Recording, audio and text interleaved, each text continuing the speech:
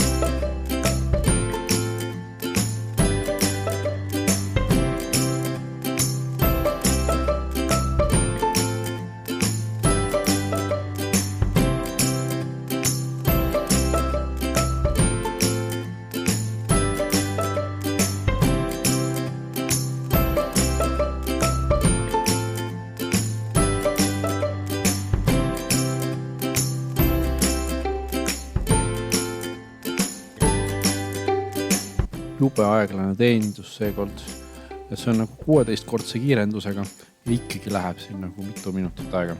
Võtaksin ühe napoleonikoogi tüki, ühe browni tüki ja siis ühe selle ülemise teelakogus.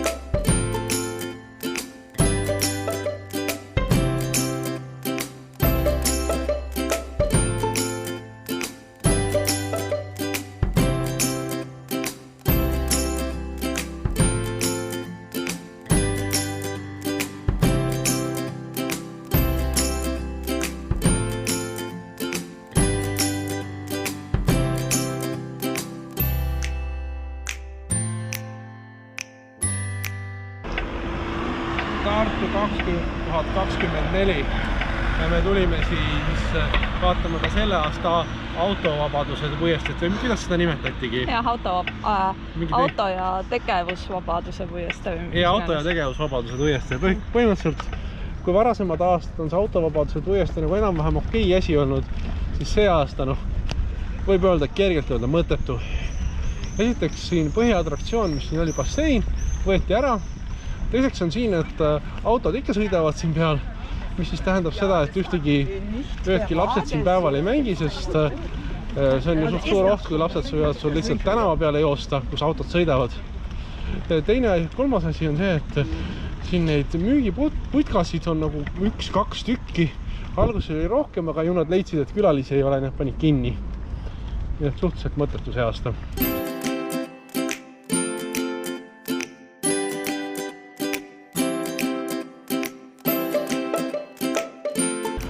Kolakad on sinna ehitatud. 3 tükki, üks on täpselt taga. Aga see kiikumise värk on siin suht iga aasta olnud. Kas on mingi Eesti kiikumise meistrivõistlused või mida nad siin teevad?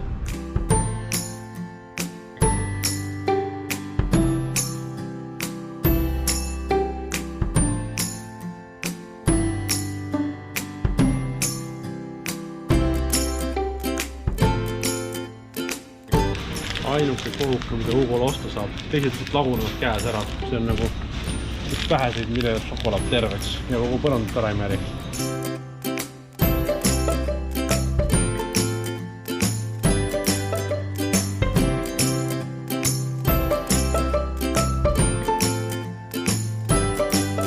Tartusse tehti Jaapani kraamipood.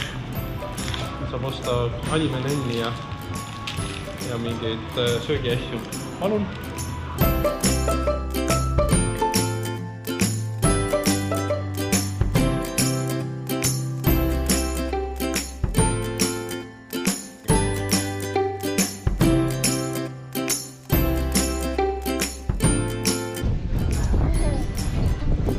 Kilosid.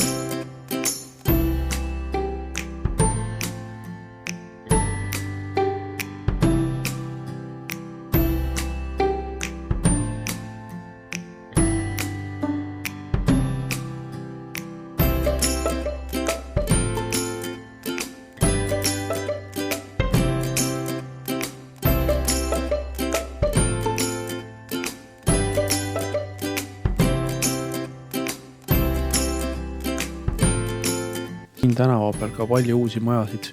Kohe näha, et vasakut kätt tuleb üks uus maja, mida alles ehitati. Paar kuud tagasi alustati ja kohe valmis ka juba.